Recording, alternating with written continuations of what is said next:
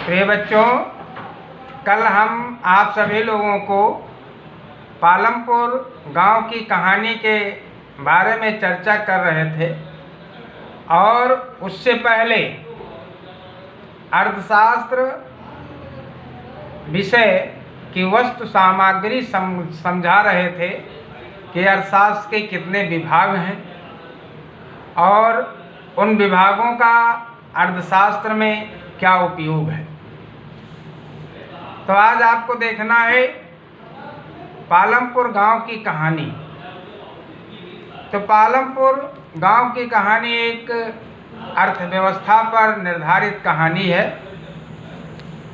पालमपुर में आर्थिक लेन देन तथा विश्व के साथ पालमपुर की पारस्परिक क्रिया, जिनके द्वारा उत्पादन अवधारणा, भूमि, पूंजी तथा श्रम को समझाया गया है। कल हमने आप लोगों को बताया था कि अर्थशास्त्र के 5 विभाग होते हैं, जिसमें उपभोग, उत्पादन, विनिमय, वितरण और राजस्व।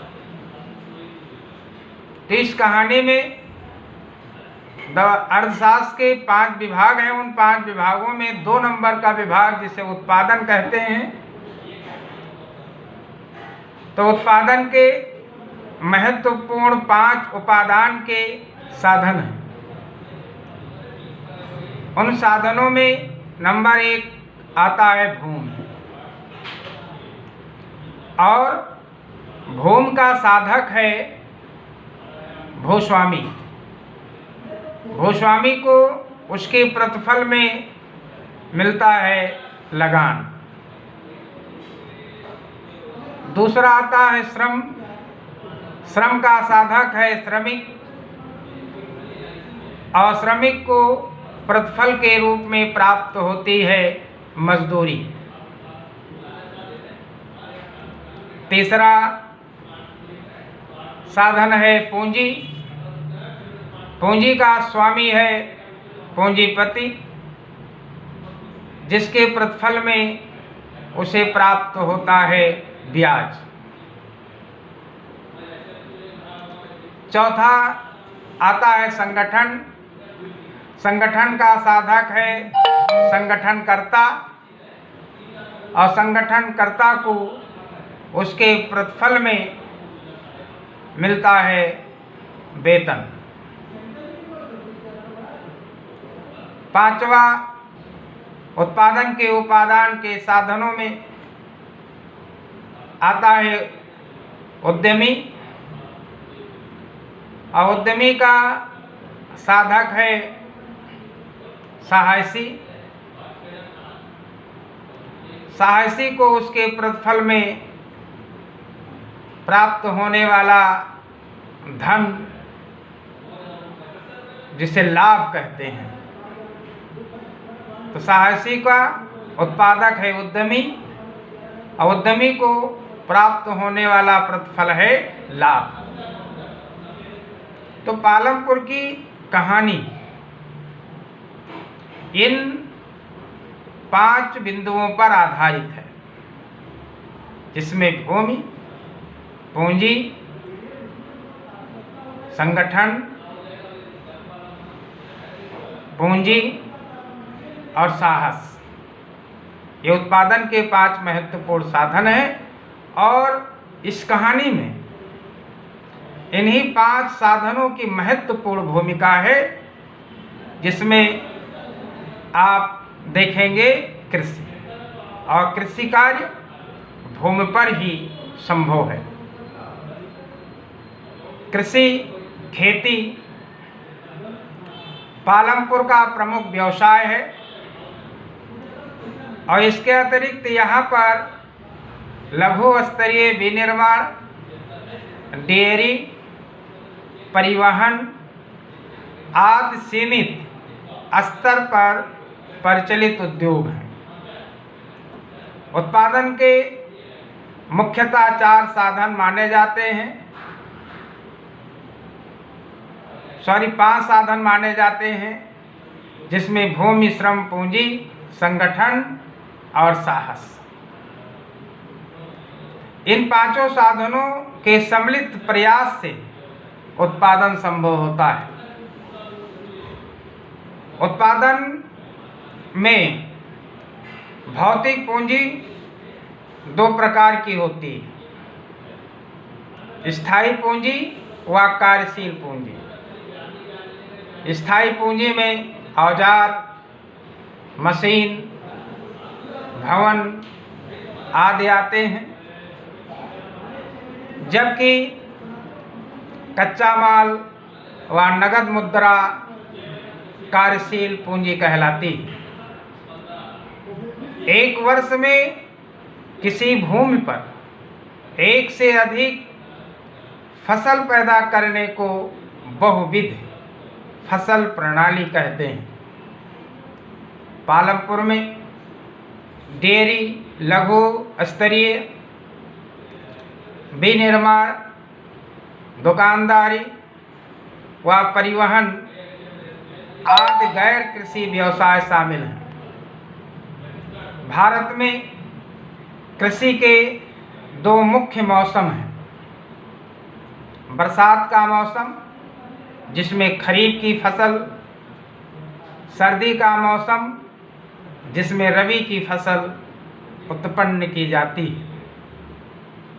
किसान खरीफ की फसलों में प्रमुख रूप से ज्वार, बाजरा, धान पैदा करते हैं, जबकि रबी में किसान गेहूं, गन्ना, मटर, चना आदि फसलों का उत्पादन करते हैं। नहरें, तालाब, नलकूप व बांध सिंचाई के प्रमुख साधन हैं। खेती के आधुनिक तरीकों का प्रयोग सर्वप्रथम पंजाब, हरियाणा, पश्चिमी उत्तर प्रदेश के किसानों ने किया है। खेती में आधुनिक तकनीक का प्रयोग करने से उत्पादन में हुई वृद्धि के कारण हरित क्रांति कहा गया है।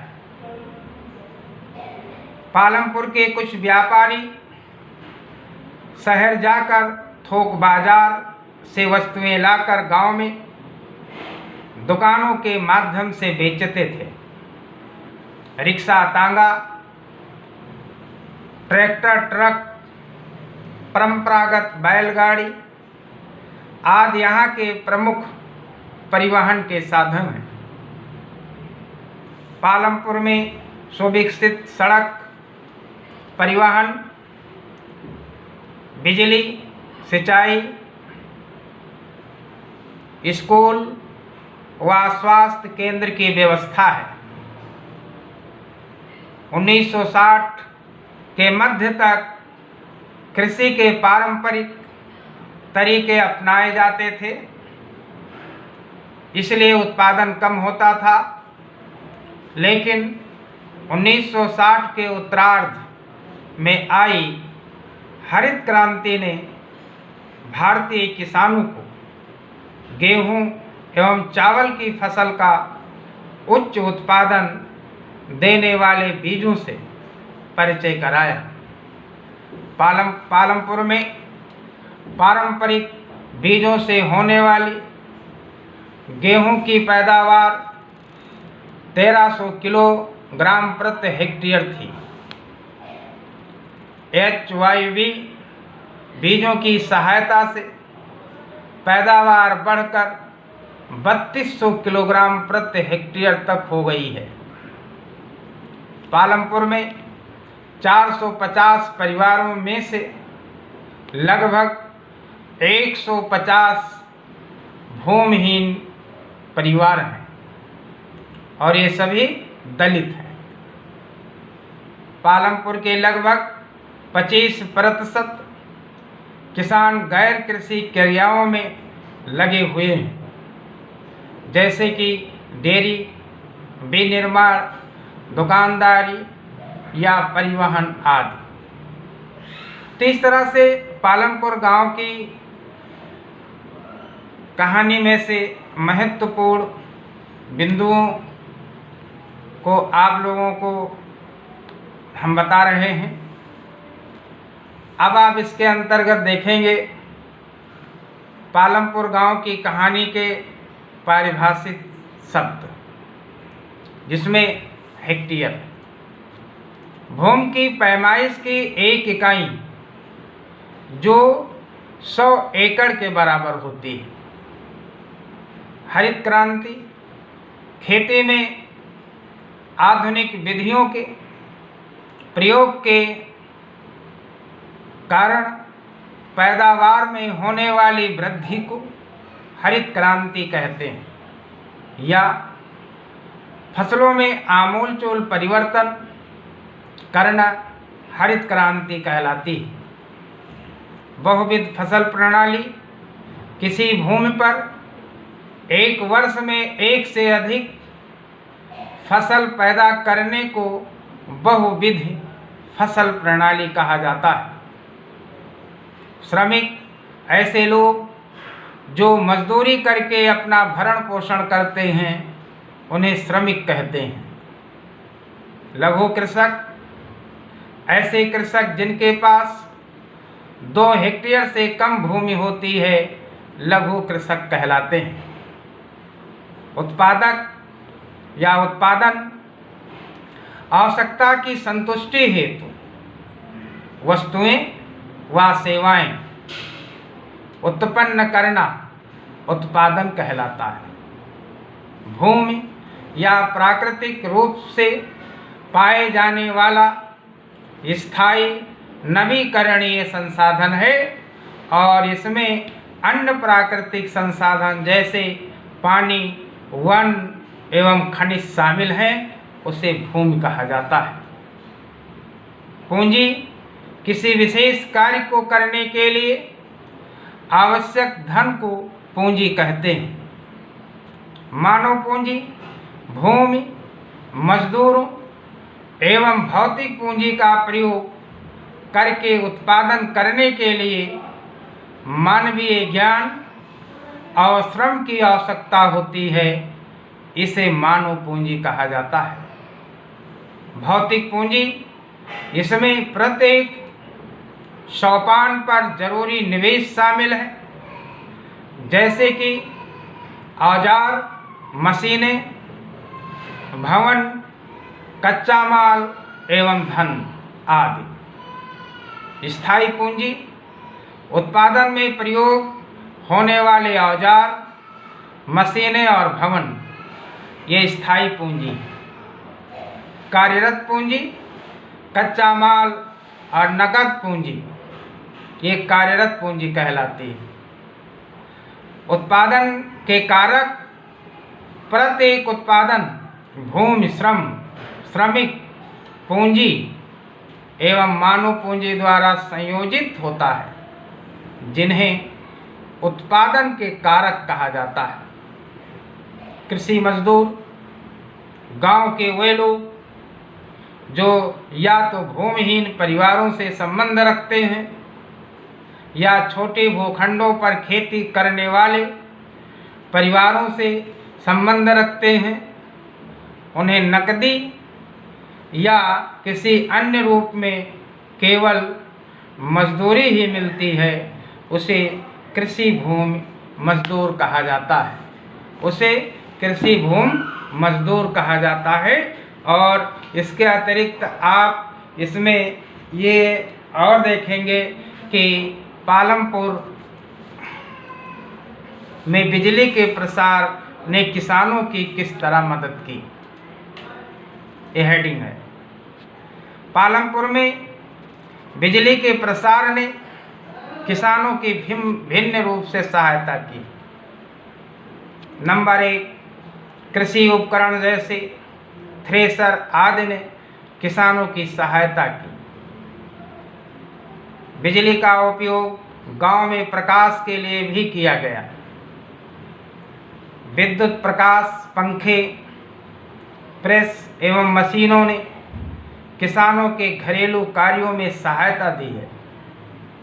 सिंचाई के उपयुक्त विधि, नलकूपों, पंपिंग सेटों को बिजली द्वारा चलाया जाता है। बिजली से सिंचाई प्रणाली में सुधार के कारण किसान पूरे वर्ष के दौरान विभिन्न फसलें उगा सकते हैं। उन्हें मानसून की बरसात पर निर्भर रहने की आवश्यकता नहीं है, जो कि अनिश्चित एवं भ्रमणशील है।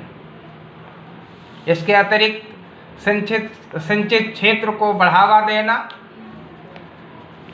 तो सिंचाई की सुविधा प्राप्त भूमि के टुकड़े में कृषि उत्पादन असिंचित भूमि के टुकड़े के उत्पादन से अधिक होता है।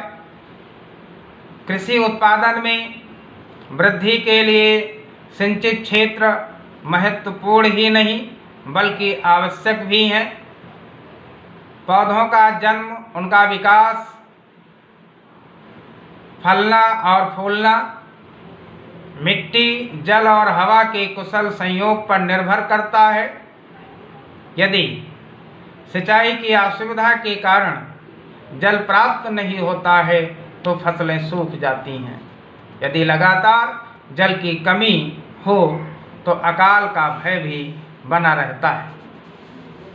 इसके अतिरिक्त आप इसमें देखेंगे कि पालमपुर के 150 परिवारों में भूमि के वितरण, तो 450 परिवारों में भूमि के वितरण, 450 परिवारों में 150 भूमिहीन किसान हैं, जो अधिकतर दलित वर्ग के हैं। 240 2 हेक्टेयर से कम भूमि के टुकड़े छोटे किसान हैं। 60 ऐसे परिवार हैं 2 हेक्टेयर से अधिक भूमि के टुकड़े पर वो खेती करते हैं, जो बड़े किसानों की श्रेणी में आते हैं। इसके अतिरिक्त आप इस लेसन में ये देखेंगे कि पालमपुर में खेतिहर श्रमिकों की मजदूरी न्यूनतम मजदूरी से कम क्यों? पालमपुर में खेतिहर मजदूरों में काम के लिए आपस में प्रतिस्पर्धा, इसलिए लोग कम दरों पर मजदूरी करने को तैयार हो जाते हैं। न्यूनतम मजदूरी अधिकतम अधिनियम का ग्रामीण क्षेत्रों में लागू न किया जाना भी एक प्रमुख कारण है। इसलिए गरीब मजदूरों को जो कुछ भी मजदूरी दी जाती है उसे वह अपना भाग्य समझकर स्वीकार कर लेते हैं। अब आप इसी लेसन में देखेंगे कि एक ही भूमि पर उत्पादन बढ़ाने के अलग अलग कौन से तरीके हैं, जिसे आपको समझना है। भूमि के एक ही टुकड़े पर उत्पादन में वृद्धि हेतु निम्नलिखित तरीके अपनाए गए हैं। नंबर 1, बहुविध फसल उगाना। नंबर 2, आधुनिक कृषि उपकरणों एवं तकनीक का उपयोग। तो ये 2 महत्वपूर्ण बिंदु इसमें स्पष्ट किए गए हैं, जिसमें नंबर 1 में आप देखेंगे बहुविध फसल उगाना। भूमि के एक ही टुकड़े पर एक वर्ष में कई फसलों को उगाना बहुविध फसल प्रणाली कहलाती है। पालमपुर के सभी किसान वर्ष में कम से कम 2-3 फसलें उगाते हैं। पिछले 50-20 वर्ष से अधिक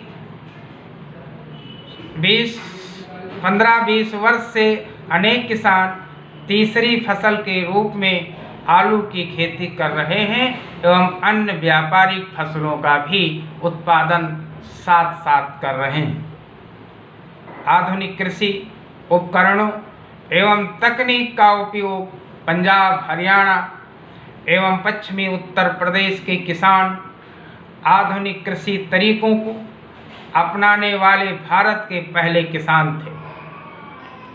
इन क्षेत्रों के किसानों ने सिंचाई के लिए नलकूपों, HYV बीज, रासायनिक खादों एवं कीटनाशकों का प्रयोग किया। ट्रैक्टर एवं थ्रेसर का भी प्रयोग किया गया, जिससे जुताई एवं फसल की कटाई आसान हो गई। उन्हें अपने प्रयासों में सफलता मिली और उन्हें गेहूं की अधिक पैदावार के रूप में इसका प्रतिफल भी प्राप्त हुआ। HYV बीजों की सहायता से पैदावार 1300 किलोग्राम प्रति हेक्टेयर से बढ़कर 3200 किलोग्राम प्रति हेक्टेयर तक हो गई। अब किसानों के पास बहुत सा अधिशेष गेहूं बाजार में बेचने के लिए होता है। इस तरह से आप एक ही भूमि पर उत्पादन बढ़ाने के अलग अलग 2 तरीकों के बारे में हमने आपको बताए हैं, और इसके अतिरिक्त आप इसी लेसन में देखेंगे कि आपके क्षेत्र में कौन कौन से गैर कृषि उत्पादन कार्य हो रहे हैं और इन पर एक सूची तैयार करनी है। तो हमारे ग्रामीण क्षेत्रों में किए जाने वाले गैर कृषि उत्पादन कार्य इस प्रकार हैं। नंबर 1, खेतों में उत्पादित सब्जी फलों को शहरी बाजारों में बेचा जाना। नंबर 2, दूर गांवों से एकत्र करके शहरों में आपूर्ति करना। नंबर 3, सिलाई कढ़ाई प्रशिक्षण केंद्र की स्थापना करना। शिक्षित लोगों को कंप्यूटर का प्रशिक्षण देना। नंबर 5, पशुपालन, मुर्गी पालन और मछली पालन आदि। नंबर 6, परिवहन संबंधित कार्य अर्थात यातायात के लिए रिक्शा, तांगा, टेम्पो, जीप, बस और ट्रक का उपयोग किया जाना है। कुछ शिक्षित लोगों द्वारा नर्सरी पाठशाला और प्राथमिक शिक्षा के लिए पाठशाला की स्थापना करना। गन्ने से गुड़ और चीनी का तैयार किया जाना। तो इस तरह से जो क्षेत्र में उत्पादन हो रहे हैं, वृद्धि हो रही है फसलों का, चाहे वो व्यावसायिक कृषि हो या जो है किसान की कृषि हो, तो उससे उनकी जो है आर्थिक स्थिति में सुधार आ रहा है और उनकी प्रति व्यक्ति आय में वृद्धि हो रही है। इस तरह से आप इसी लेसन में गांव और अधिक गैर कृषि कार्य प्रारंभ करने के लिए क्या किया जा सकता है। गांव में अच्छे पब्लिक स्कूल खोलकर गांव वालों की शिक्षा के स्तर को ऊंचा किया जा सकता है। सरकार द्वारा गांव में उद्योग धंधे स्थापित किए जा सकते हैं। परिवहन का विकास करके गांव और शहरों के बीच संकल्प और उत्तम सड़क बनवाकर गांव से कृषि का अतिरिक्त उत्पादन शहरों में भेजा जा सकता है। इसी प्रकार शहरों से गांव के लिए आवश्यक वस्तुएं मंगाई जा सकती हैं। आज ये प्रक्रिया लगभग सभी गांव और शहरों में हो रही है। संचार के विकास द्वारा गांव को देश और विदेश से जोड़ा जा सकता है। इस तरह से एक गैर कृषि कार्य है और इसी के अंतर्गत आप देखेंगे कि पालमपुर के किसानों में भूमि किस प्रकार वितरित है। तो कृषि कार्य में लगे हुए सभी लोगों के पास खेती के लिए पर्याप्त भूमि नहीं है। पालमपुर में लगभग 150 परिवार हैं जो भूमिहीन हैं और दलित वर्ग से संबंधित हैं। 240 परिवार 2 हेक्टेयर से कम भूमि पर खेती करते हैं। यहाँ 60 परिवार हैं जिनके पास कृषि के लिए 2 हेक्टेयर से अधिक भूमि है, 2 एकड़ से अधिक भूमि है। बहुत कम किसानों के पास 10 हेक्टेयर भूमि है। यह प्रदर्शित करता है कि पालमपुर में भूमि का वितरण असमान है। इस प्रकार की स्थिति संपूर्ण भारत में पाई जाती है। खेतिहर श्रमिक गरीब क्यों? खेतिहर श्रमिक गरीब हैं क्योंकि ये श्रमिक भूमिहीन हैं या इनके पास भूमि का बहुत छोटा भाग है, टुकड़ा है। वर्ष के दौरान उनके पास कोई कार्य नहीं रहता है। इन मजदूरों को सरकार द्वारा निर्धारित न्यूनतम मजदूरी प्राप्त नहीं होती है।